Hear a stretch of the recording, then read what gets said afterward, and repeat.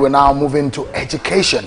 But this is one man who says that he's going to spend a huge amount of money and resources in fixing the education sector. In fact, he talked about Smart Schools Initiative. And so we're back to the conversation with Governor Peter Mbah. Thank you so much indeed for this time. Let's begin the conversation around the smart schools. And perhaps, Natalie, you have a question, but I think the best way to start is 33% of the state budget was allotted to education. What made you think that education? Because I've heard a lot of very brilliant people who led in WAEC and all whatever you jump from Enugu State.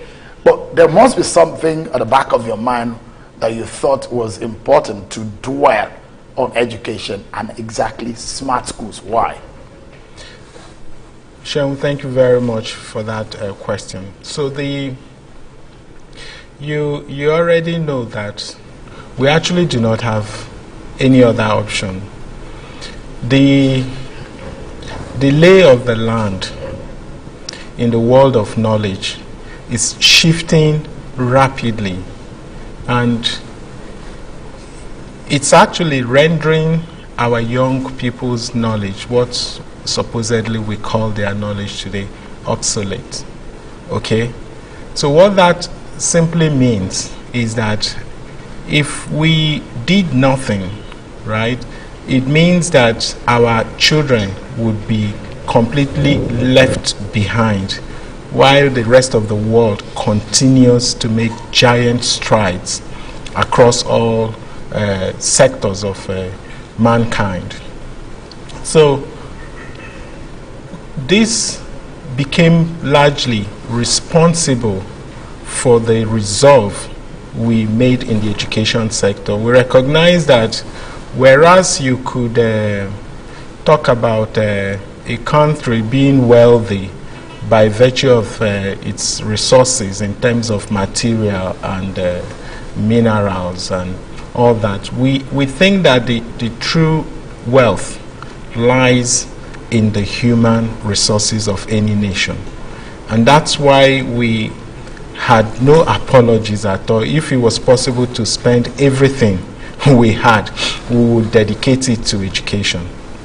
We recognize also that the world is really not talking about a child of school age who is not in school. The world has since moved away from that, because don't forget, under the Millennium Development Goals, that was when the idea of no child of school age should be out of school. That was the goal the world set then. By 2015, they were done. A number of countries had moved on.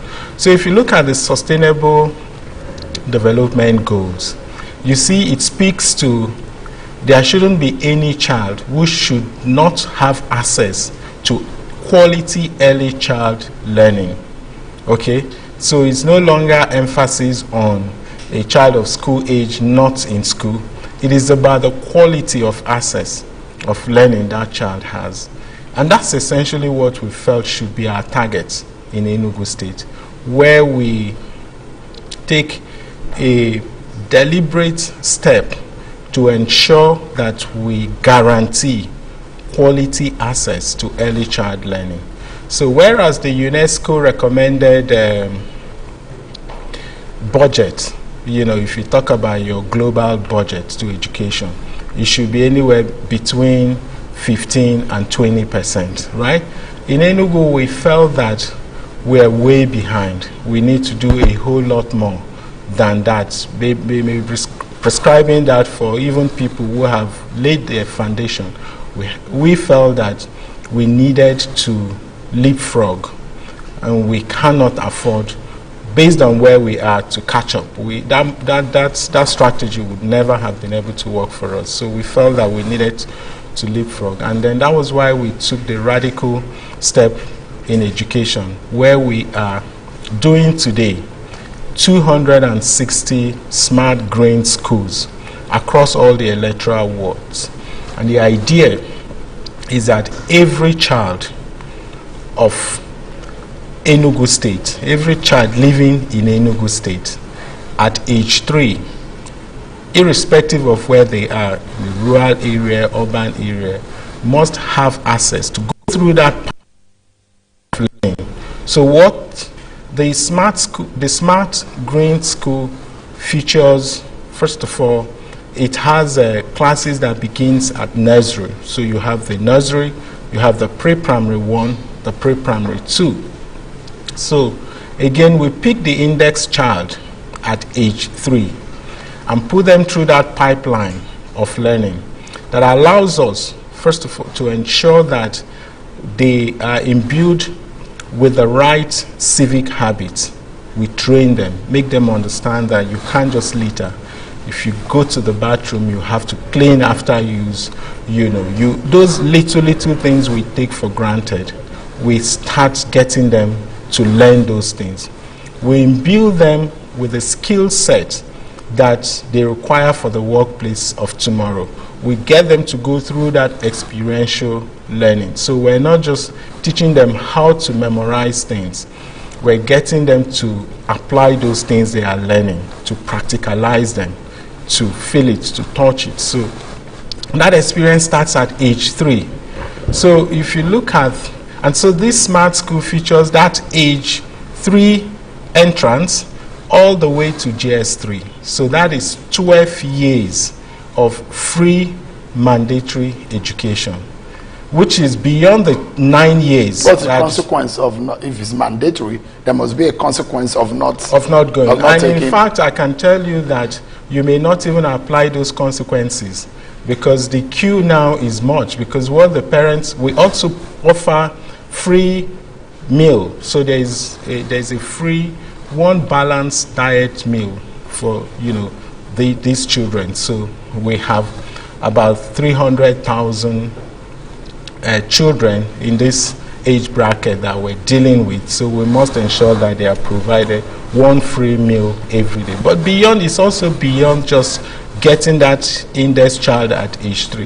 What it also does, even in the medical side of things, is that it also allows us to profile, to do the health profile of that child, to look at whether that child is growing at the right age, at the right rate. We also look at whether the child is wasting, whether the weight of the child is proper, and to ensure that, so we get all data that allows us to probe into whether the child had received all the prophylaxis, the vaccinations that they need to, because we're dealing with rural women, people who may not even appreciate the importance of making sure that these kids take their vaccines at the relevant age. So it's quite exhaustive.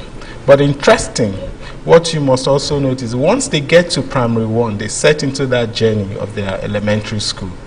We now get them to be exposed to things like robotics, artificial intelligence, CGI. So every smart school would feature a CGI studio where you talk about the computer generated images, the virtual reality, the augmented reality. So you have a lab, 2 science labs, you have an ICT library, so it's profound. I'm seeing some of these things, but yes.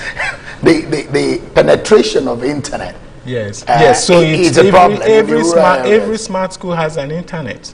We have also even in the rural areas. Even in the rural area. In fact, we're building right now. Today, we have 135 sites going on where these smart schools are being built. The objective is to do 260, of course, and the idea is to absorb all the other mushroom schools, so that every child goes through this experience without exception.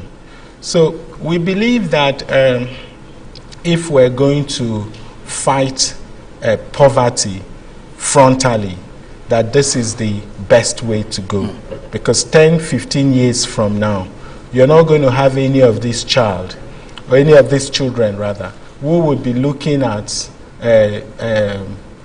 getting or thinking about criminality as venture, because they are skilled young people. They have the skill set to deal with the employment of tomorrow. Napoli.